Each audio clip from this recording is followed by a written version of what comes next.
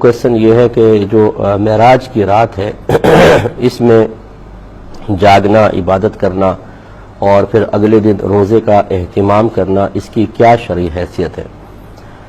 دیکھیں، یہ کوئی فرض یا واجب نہیں ہے، یقیناً کوئی بھی اس کو فرض یا واجب نہیں کہتا، لیکن مسلمانوں کی ایک بہت بڑی تعداد اور خصوصاً ہندوستان پاکستان میں اس رات کا اہتمام کیا جاتا ہے،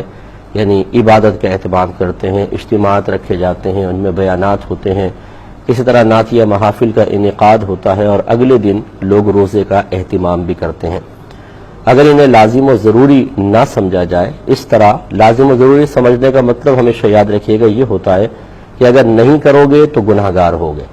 نہیں کرو گے تو آخرت میں پکڑ ہوگی۔ اگر کوئی اس نظریے کے ساتھ، اس سوچ اور نیت کے ساتھ اس رات کو جاگے اور اگلے دن روزے کا اہتمام کرے تو یہ بالکل غلط ہوگا۔ لیکن اگر کوئی صرف اس لیے کہ چلیں تمام رات سوتے رہتے ہیں، اگر اس رات میں جاگ کر اللہ تعالیٰ کی عبادت کر لی جائے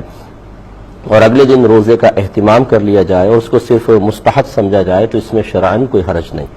ہونا تو یہ چاہیے کہ ہر رات ہی ہم جاگیں اور اللہ تبارک و تعالیٰ کی عبادت کریں،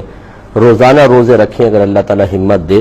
لیکن یہ سب سے نہیں ہو سکتا تو کم از کم کچھ ایسی راتیں، خصوصاً رمضان کی راتیں اور پھر سال بھر کے اندر کچھ ایسی راتیں ہیں کہ جن میں اگر انسان انہیں فرض یا واجب، یعنی ان میں قیام، ان میں عبادت کو فرض، واجب، لازم سمجھ کر نہ کرے، صرف مستحب سمجھ کے کرے تو اس میں شرعاً کوئی حرج نہیں ہے۔ بعض لوگ کہتے ہیں اس رات میں جاگنے کی کوئی فضیلت بیان کریں، اگلے دن روزہ رکھنے کی کوئی فضیلت، تو ایسی کوئی فضیلتیں قرآن و حدیث میں بیان یقیناً نہیں ہوئی ہیں، اگرچہ منع بھی نہیں کیا گیا ہے، تو یوں نہ تلاش کریں۔ پھر یہ ہوتا یہ ہے کہ جب آپ اس طرح کے کویسچنز کرتے ہیں، ہر ایک سے کرتے ہیں، تو پھر کچھ لوگ الٹی سیدھی مطلب غلط قسم کی باتیں بنا لیتے ہیں، وہ پوسٹ وغیرہ کر دیتے ہیں، ہم سمجھتے ہیں کہ جی یہ اسی رات سے متعلق قرآن میں یا حدیث میں بیان ہوا ہے، اور اس طرح غلط فہمیاں عام ہوتی ہیں۔ بس یہ سمجھ لیں کہ اس رات میں عبادت کرنا فرض یا واجب نہیں تو منع بھی نہیں، تو اگر کوئی کرنا چاہے بہت اچھی بات ہے، جو نہ کرنا چاہے ساری رات سوتا رہے اسے کوئی ملامت نہیں۔ اگلے دن روزہ رکھنا چاہیں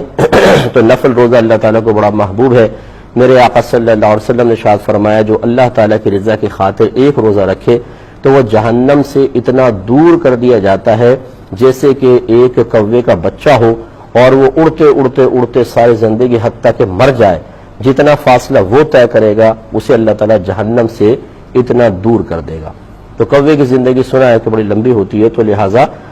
یہ سمجھانا مقصود ایک حصی مثال کے ذریعے کہ اللہ تعالیٰ ایسے شخص کو جہنم سے بہت دور کر دیتا ہے۔ تو آپ یہ کہہ سکتے ہیں اگر کوئی کل کا روزہ یعنی معراج کی رات سے اگلے دن روزہ رکھتا ہے تو اس کو اللہ تعالیٰ یہ اجر و ثواب بھی، برکات سے بھی نواز دے گا۔